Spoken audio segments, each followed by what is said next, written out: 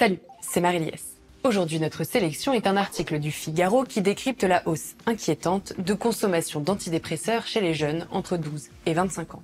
Un phénomène inquiétant qui s'aggrave d'année en année. On fait le point en 2 minutes.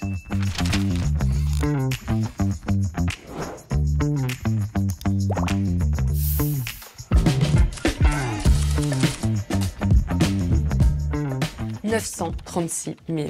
C'est le nombre de jeunes qui ont été remboursés pour des psychotropes en 2023.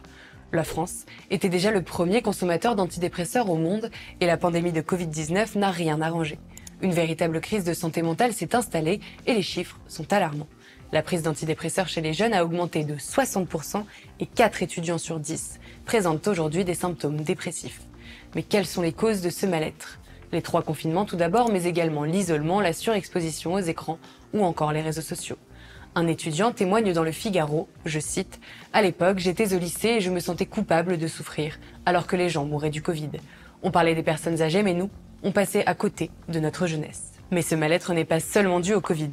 La jeunesse d'aujourd'hui est angoissée par toutes les peurs agitées. Le climat, l'économie, les guerres et plus globalement par un manque de repères. Comment se projeter sereinement dans l'avenir quand le monde qu'on nous décrit est en crise permanente ? Pourtant, certains spécialistes appellent à nuancer.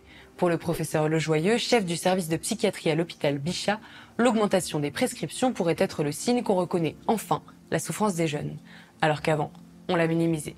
C'était un passage obligé de l'adolescence et aujourd'hui, on comprend mieux la profondeur de cette souffrance. Autre point à ne pas négliger, les déserts médicaux.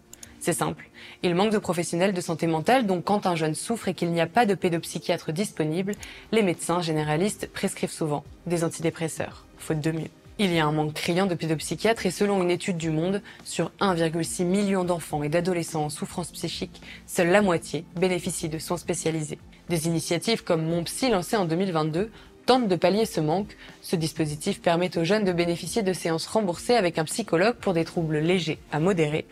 C'est un début, mais qui ne compense pas la pénurie de spécialistes. Et vous, quelles solutions proposeriez-vous pour améliorer la santé mentale des jeunes ? Pour en savoir plus sur ces questions, retrouvez-nous sur Internet et les réseaux sociaux.